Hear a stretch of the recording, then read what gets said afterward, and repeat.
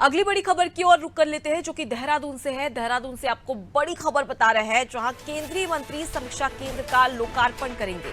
धर्मेंद्र प्रधान 12 सितंबर को लोकार्पण करने जा रहे हैं, जहां शिक्षा निदेशालय में समीक्षा केंद्र का लोकार्पण करेंगे। तो देखिए, ये जो शिक्षा निदेशालय है वहां पर समीक्षा केंद्र बनाया गया है, जिसका लोकार्पण केंद्रीय मंत्री धर्मेंद्र प्रधान 12 सितंबर को करने वाले हैं।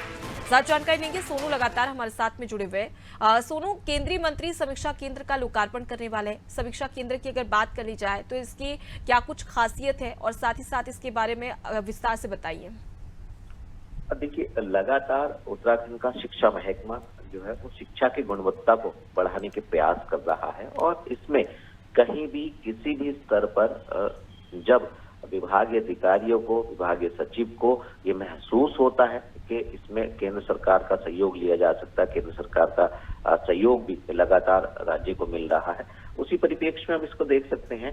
जो केंद्रीय शिक्षा मंत्री हैं वो देहरादून पहुंच करके समीक्षा केंद्रों का लोकार्पण करेंगे, और इसके साथ साथ जो समीक्षा केंद्र हैं इन पर का जो मुख्य फोकस है वो सिर्फ और सिर्फ ये है कि शिक्षा की गुणवत्ता को कैसे बढ़ाया जा सकता है। 142 इसके साथ साथ 142 जो है वो पीएम श्री स्कूल जो है उनका भी शुभारंभ करने वाले हैं, और इसके साथ जो उच्च शिक्षा का सेक्टर है उस शिक्षा में मुख्यमंत्री उच्च शिक्षा जो मेधावी छात्रवृत्ति योजना उसका भी खास तौर पर उच्च शिक्षा शोध प्रोत्साहन के लिहाज से इस योजना का भी शुभारंभ करने वाले। तो एक नहीं बल्कि कई योजनाओं का शुभारंभ केंद्रीय शिक्षा मंत्री करने वाले हैं। और जहां तक जो समीक्षा केंद्र है, इन समीक्षा केंद्रों का जिनका लोकार्पण केंद्रीय शिक्षा मंत्री करने वाले हैं, सिर्फ और सिर्फ यही उद्देश्य है कि कैसे सरकारी विद्यालयों में छात्रों की संख्या में इजाफा किया जा सकता है, कैसे सरकारी सेक्टर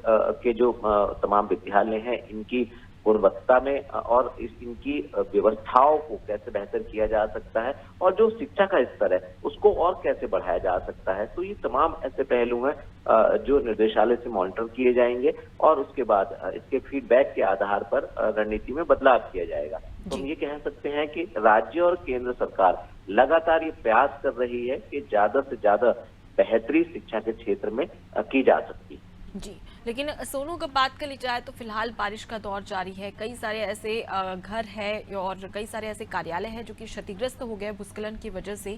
अब ऐसे में शिक्षा का इस पर कहीं ना कहीं प्रभाव पड़ा है, और कई सारे टाइम जब लगातार बारिश हो रही थी, मूसलाधार बारिश हो रही थी, उसकी वजह से कई सारे ऐसे स्कूल थे जिन्हें बंद कर दिया गया था। अब उसके तहत अगर हम बात कर ली जाए तो शिक्षा मंत्री की ओर से आगे क्या प्रयास किए जा रहे हैं?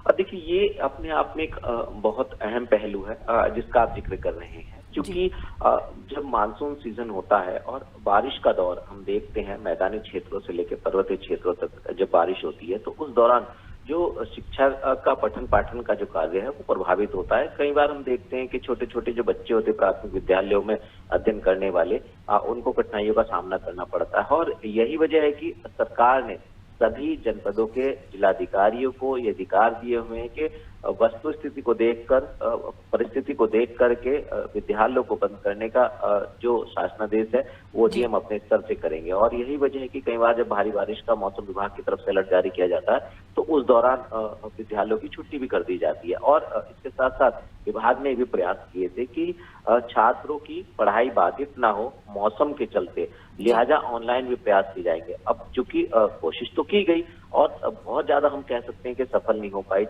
जब मौसम खराब होता है और बारिश होती है तो ऐसे में नेटवर्क भी प्रभावित होता है, और ये जरूरी नहीं है कि सभी छात्रों के अब घरों में जो है स्मार्टफोन हो, खासतौर से ग्रामीण क्षेत्रों की बात कर रहे हैं। तो सरकार की तरफ से कोशिश की जा रही है अलग अलग स्तर पर कि कैसे, और कुछ ऐसे भी विद्यालय हैं जिनमें छात्रों की संख्या 10 से कम है, ऐसे विद्यालयों को दूसरे विद्यालयों में मर्ज भी किया जा रहा है। तो विभाग की तरफ से कोशिश की जा रही है कि ज्यादा से ज्यादा छात्रों की संख्या हो और जो इंफ्रास्ट्रक्चर है वो ज्यादा से ज्यादा बेहतर हो, और खास तौर पर जो शिक्षा की गुणवत्ता है उसकी बेहतरी के लिए सरकार लगातार कदम उठाए, इस पर फोकस किया जा रहा है। जी, तो शिक्षा की गुणवत्ता को बेहतर बनाने के लिए समीक्षा केंद्र का लोकार्पण तो किया ही जा रहा है। उसके अलावा भी शिक्षा मंत्री कई सारे प्रयास कर रहे हैं जिसमें उत्तराखंड के तमाम जो छात्र हैं उन्हें भी सुविधा शिक्षा के मद्देनजर मिल सके। मैं आपके पास लौटूंगी सोनू, आप हमारे साथ में बने रहिए।